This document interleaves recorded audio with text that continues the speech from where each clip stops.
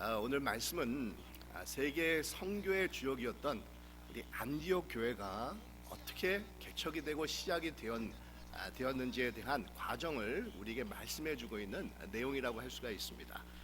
제가 누차 사도행전을 강의하면서 말씀을 드리지만 우리 사도행전의 주제는 예수 그리스도의 복음의 역사가 어떻게 예루살렘부터 시작이 되어서 온 유다와 사마리아와 땅까지 이르러 증거되어 가는 그런 과정을 우리에게 보여주고 있는 그런 사도행전의 주제가 된다라는 것을 우리가 생각해 볼 수가 있는데, 여러분, 이를 위해서 우리 하나님께서는 예루살렘 교회가 아니라 안디옥 교회를 사용을 하셨다는 겁니다.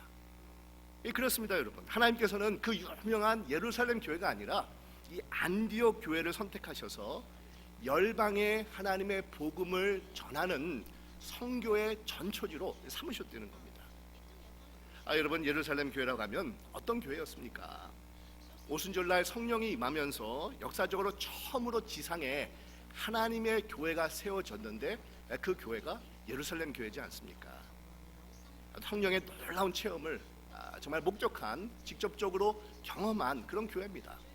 하루에 3,000명이 넘는 사람들이 세례를 받고 주님께로 돌아오는 그런 역사도 있었고, 어떨 때는 남자만 5,000명이 넘는 사람들이 복음을 받아들이고 또 주님께로 돌아오는 그런 역사가 나타난 그런 교회가 예루살렘 교회였습니다.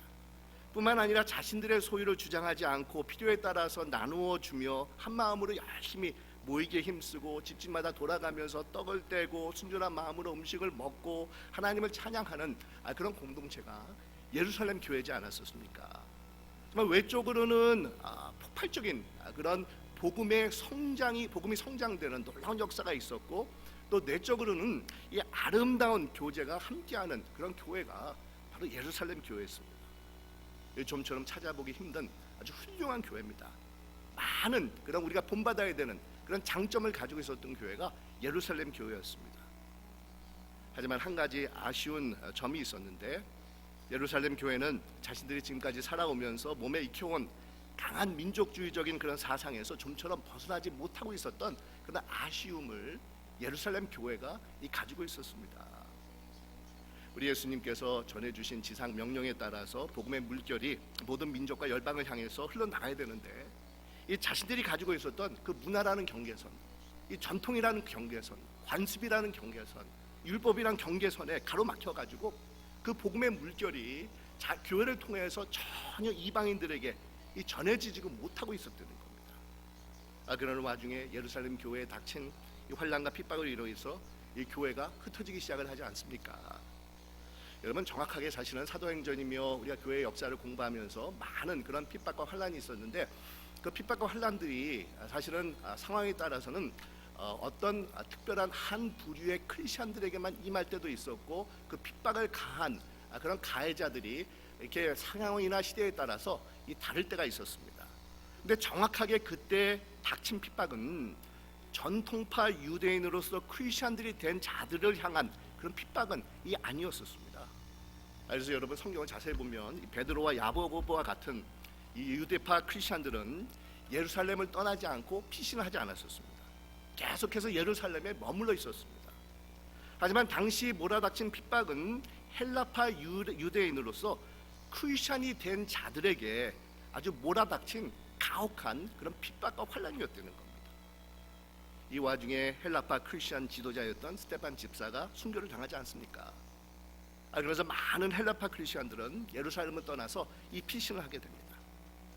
그 중에는 베니게라는 곳까지 가가지고 피신을 하게 되고, 또 어떤 분들은 구브로라는 곳에까지 가서 흩어지게 되고, 또 어떤 분들은 이 안디옥까지 가서 흩어지게 되는데, 그곳에 가서도 이 복음을 전하고 있었다는 겁니다. 여러분, 이 베니게라는 곳은 지금으로 말하면 이스라엘 북쪽의 레바논 지역을 말하고 있습니다. 그리고 구브로는 지중해 연안에 있는 사이프러스 섬입니다. 그리고 이 안디옥이라는 그런 이름이 나오는데, 터키에 위치한 도시로서 시리아 국경 가까이에 위치하고 있는 그런 도시가 됩니다. 이 복음의 물결이 이제는 이스라엘 땅, 팔레스타인 땅을 벗어나서 이방 나라들을 향해서 흘러나가기 시작을 한 겁니다. 이게 환난을 피해서 안디옥이라는 도시까지 가게 된 헬라파 크리스천들은 처음에는 자신들과 같은 이 안디옥에 살고 있는 헬라파 유대인들에게 복음을 전하다가 후에는 할례 받지 않았던 이방 사람들, 즉 헬라 사람들에게까지도 이 복음을 전하기 시작을 한 겁니다.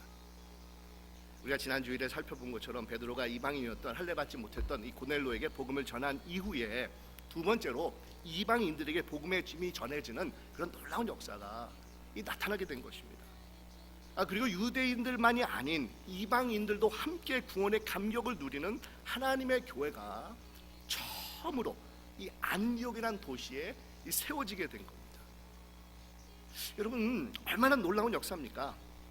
근데 편협한 민족주의적인 사상과 아주 종교적인 그런 편견 때문에 그리스도의 복음이 예루살렘에서 좀처럼 벗어나지 못하고 있었는데, 환난과 핍박을 통해서 이제는 복음이 모든 민족에게도 전해지는 우리 하나님의 정말 오묘하고 신비로운 그런 역사가 나타나고 있다는 겁니다.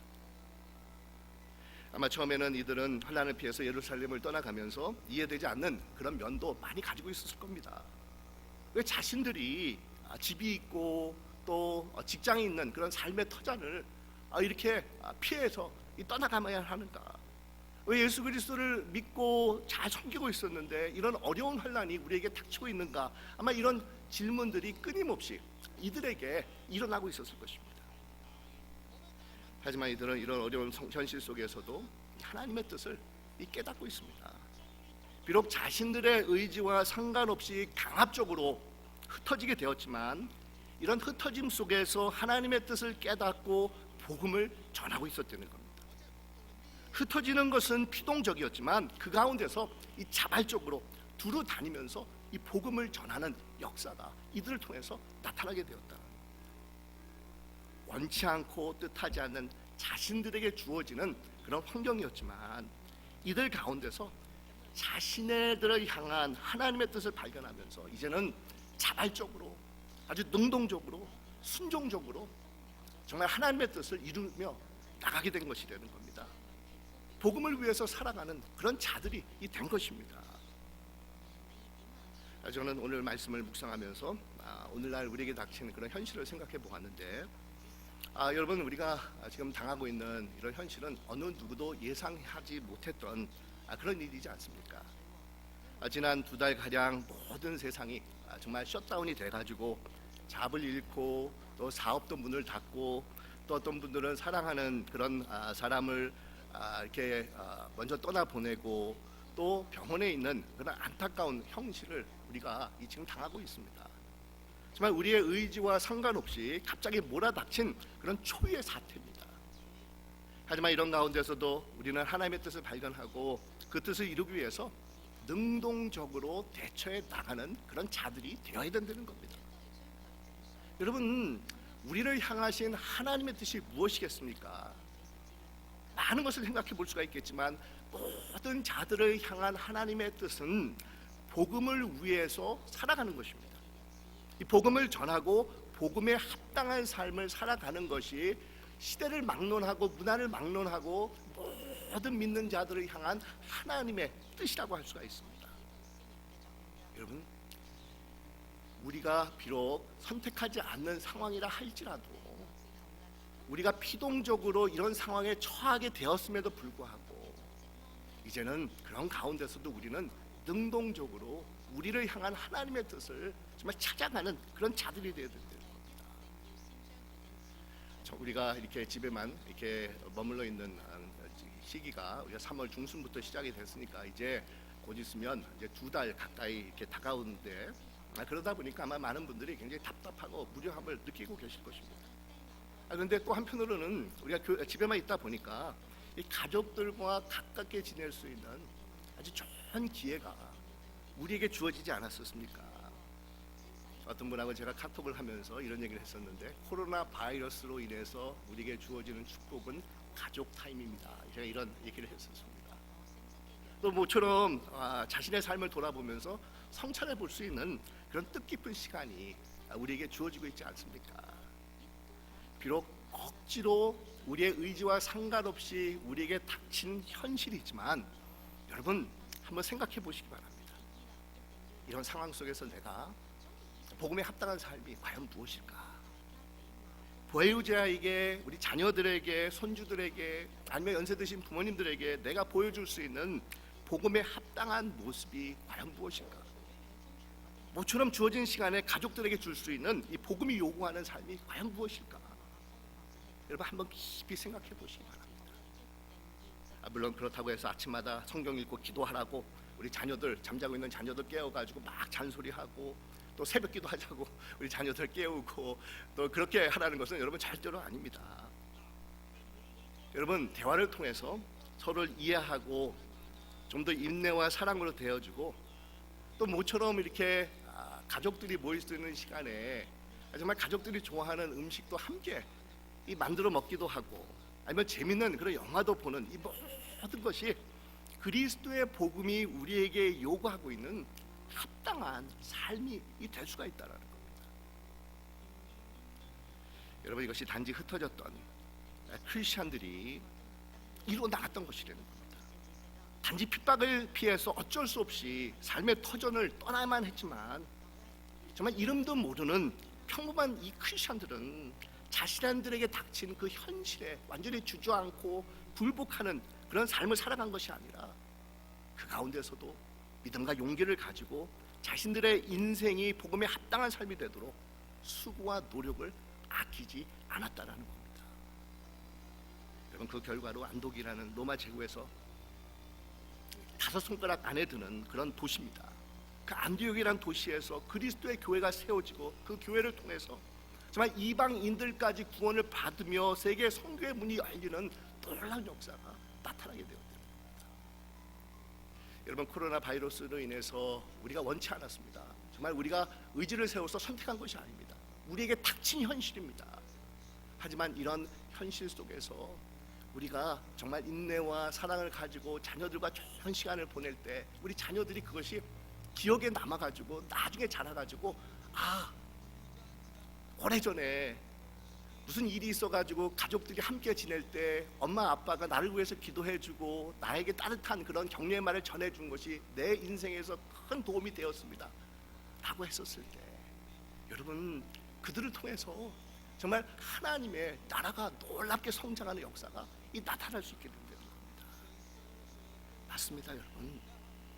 정말 이름도 밝혀지지 않는 평범한 그런 평신도 크리스찬들로 인해서 이 하나님의 교회가 안디옥이라는 곳에 세워지고 선교의 문이 열린 것처럼 정말 아무것도 아닌 것 같은 우리의 적은 그런 행동으로 인해서 이런 어려운 상황에서 내가 복음에 합당한 삶이 무엇인가를 고민하면서 실천해 나갈 때 그것을 통해서 우리 하나님께서는 놀라운 역사를 이루어 주신다는 겁니다.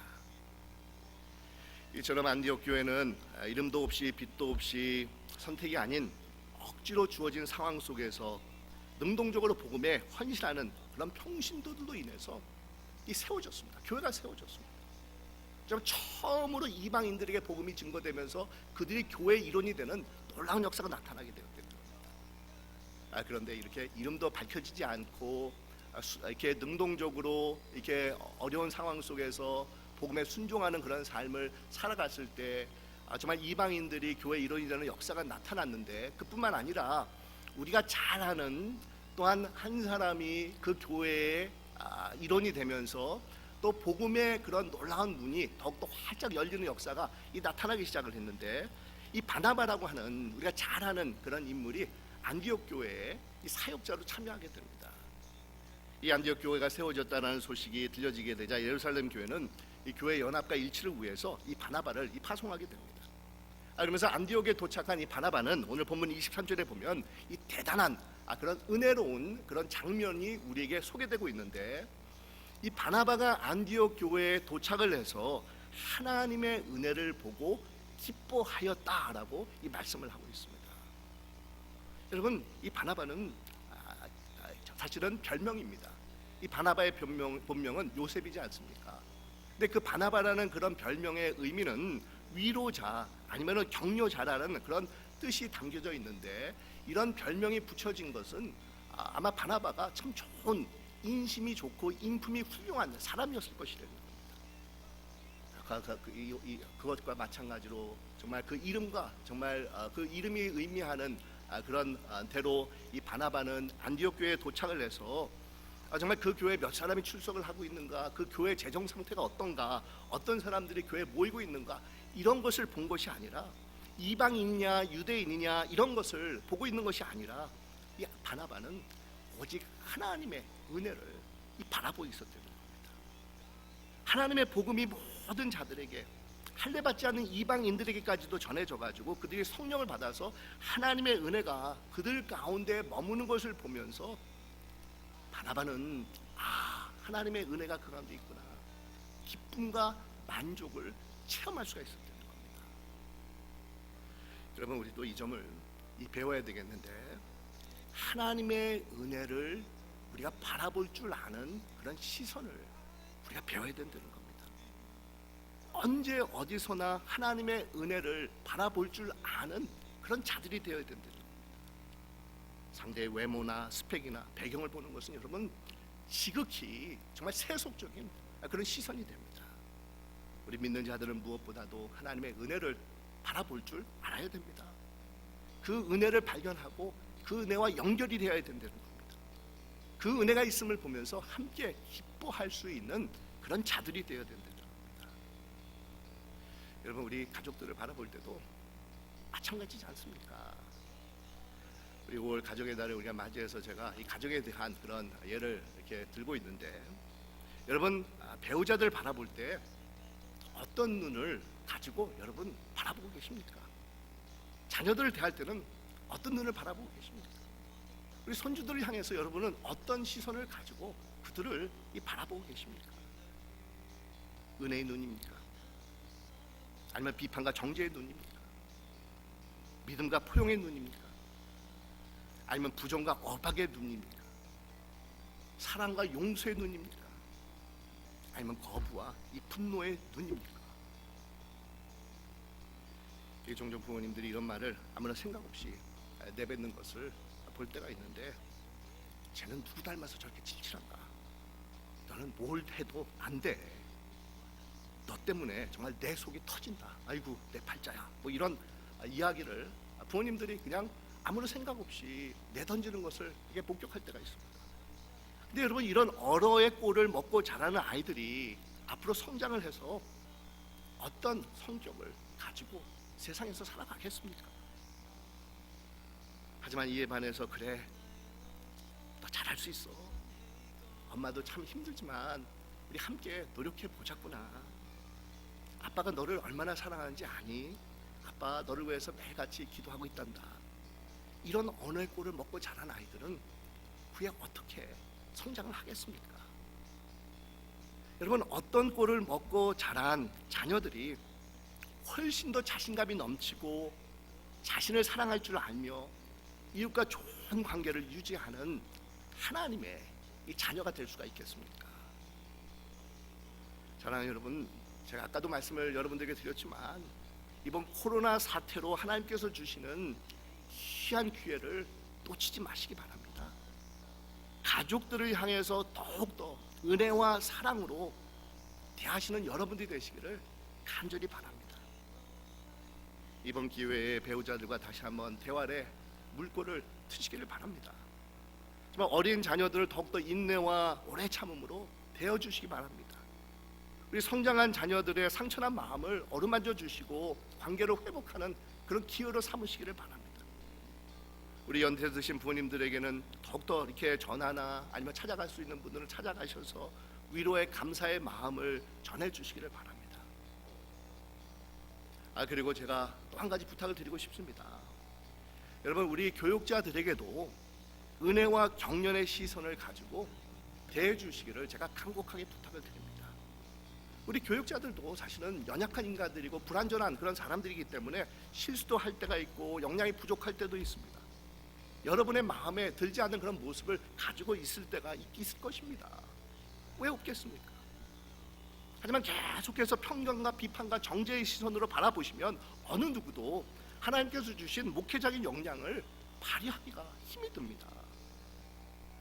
여러분, 고린도 교회는 계속해서 사도 바울의 그 사도의 권위를 무시하고 사도 바울을 교육자로 바라보지 않았었습니다.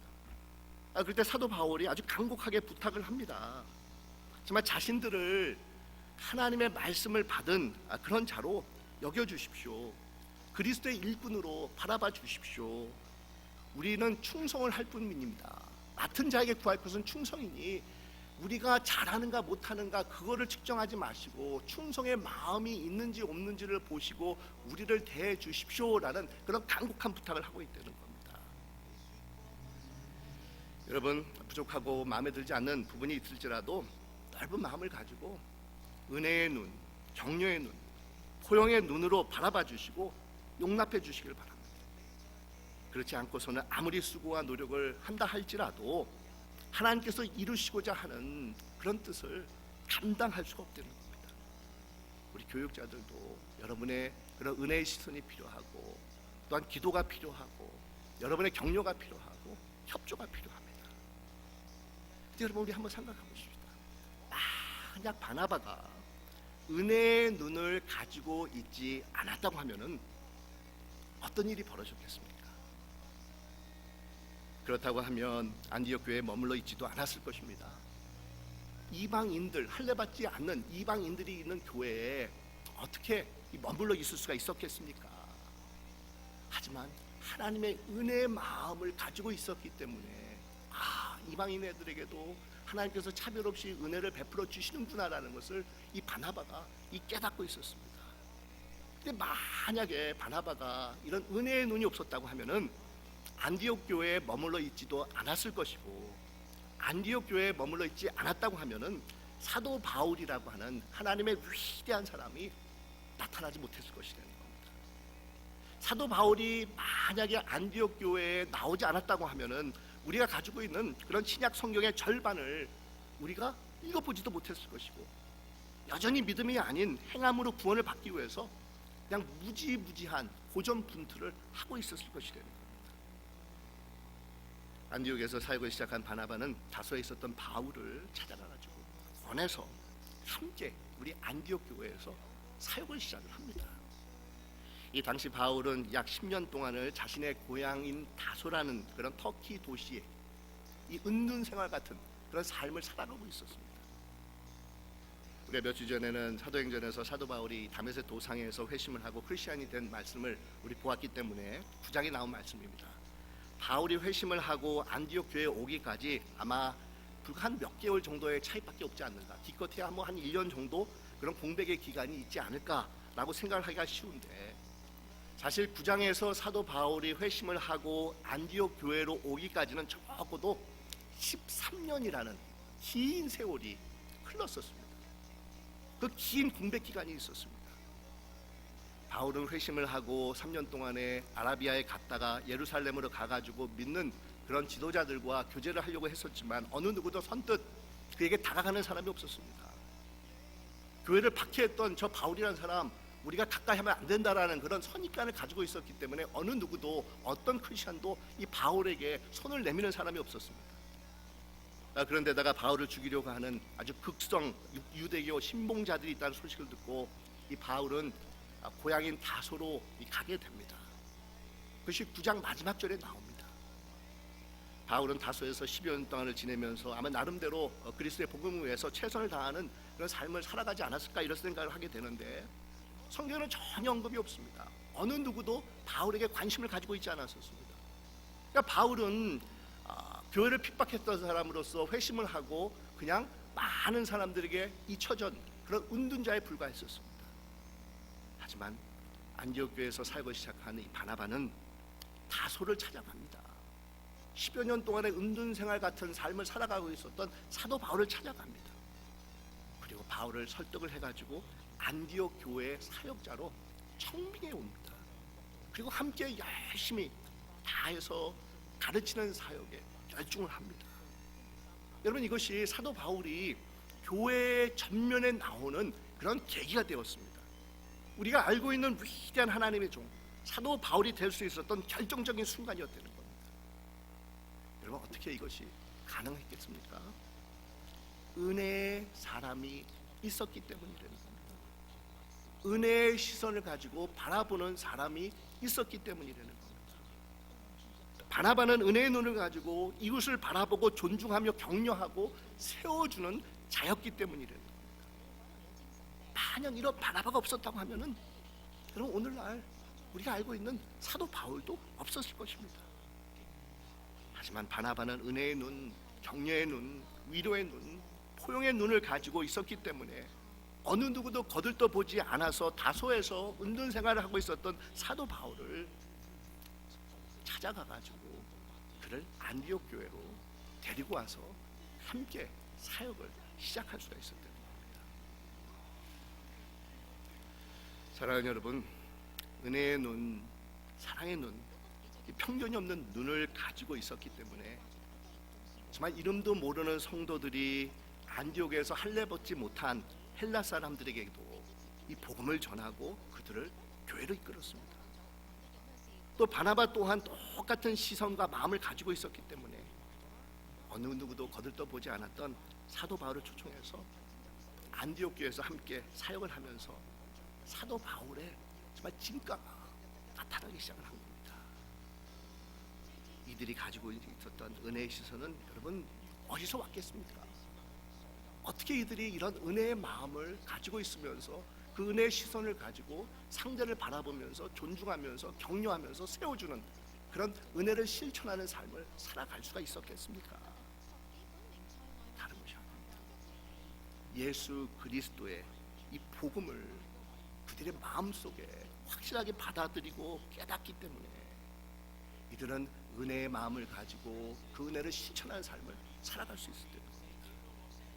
예수 그리스도께서 십자가에서 아낌없이 자신을 내어주신 그 복음의 놀라운 사랑과 은혜와 이 감격을 마음 깊이 깨달으면서 받아들였기 때문에 여러분 이들은 은혜의 사람이 될 수가 있었던 겁니다. 그때 여러분 우리들 또한 그리스도의 십자가의 복음으로 은혜를 받아들인 자들이지 않습니까? 그 은혜의 시선으로 주님께서 우리를 바라보시고 품어주셨기 때문에 우리 또한 오늘날 하나님의 은혜 안에 거하는 이 자녀들이 될 수가 있지 않았었습니까? 받은 은혜가 감사해서 그 은혜를 품고 그 은혜의 시선을 가지고 실천하며 살아갔던 자입니다. 또한 이름도 없이 안디옥에서 복음을 전하면서 교회를 세운 헬라파 크리스천들도 그 받은 은혜가 있었기 때문에 정말 핍박을 받아서 자신들이 선택하지 않는 그런 흩어지는 삶을 살았지만 그 가운데서도 그 은혜에 정말 감사한 마음을 가지고 그곳에서도 복음을 전하는 삶을 살아갈 수가 있었다는 겁니다. 차별 없이 유대인이나 헬라인이나 할례를 받은 자나 받지 않는 자들이나 하나님의 복음을 모든 자들에게 전하면서 그들을 교회로 이끌 수가 있었다는 겁니다. 사랑하는 여러분, 이 복음의 은혜, 정말 예수 그리스도의 십자가의 은혜, 우리 하나님의 은혜가 우리에게도 전해지지 않았었습니까? 그 은혜로 말미암아 우리 또한 하나님의 교회의 일원이 되지 않았었습니까? 사랑하는 여러분, 그 은혜를 받은 자들로서 이제 우리는 어떤 삶을 살아가야 되겠습니까? 모든 삶 속에서 그 은혜를 실천하는 자들이 되어야 됩니다. 정말 그 은혜의 눈을 가지고 이웃을 바라보고 가족들을 바라볼 수 있는 자들이 되어야 됩니다. 정죄와 비판의 눈이 아닙니다. 정말 긍휼의 눈이고 사랑의 눈입니다. 부정의 눈이 아닙니다. 분노의 눈이 아닙니다. 품어주고 감싸주고 용납해주는 그런 은혜의 눈입니다. 왜냐하면 그 은혜의 눈을 가지고 예수 그리스도의 복음이 우리에게 다가왔기 때문입니다. 그 은혜를 우리가 받았기 때문이라는 겁니다. 사랑하는 여러분, 그 은혜를 받은 자들로서 그 은혜에 합당한, 복음에 합당한 삶을 살아가시는 우리 스스만 교우 여러분이 되시기를 간절히 축원드립니다. 특별히 이번 코로나 바이러스로 인해서 우리가 가족들이 보내는 시간이 많은 그런 상황 속에서 우리 살아가고 있는데 우리 한번 생각해 보십시다. 이런 가족들과 보내는 시간 속에서 내게 요구하는 복음에 합당한 삶이 무엇인가? 내가 그들을 은혜의 눈을 가지고 바라보면 어떤 일이 일어날 수 있을까? 내가 어떻게 해야지만 그들을 은혜의 눈을 가지고 바라보는 것이 될까? 여러분 이것을 곰곰이 정말 깊이 생각하며 기도하면서 우리에게 닥친 이 어려움을 주님께서 주시는 복음에 합당한 삶을 통해서 넉넉히 이기며 나가시는 여러분들이 되시기를 주님의 이름으로 축원드립니다. 기도하겠습니다.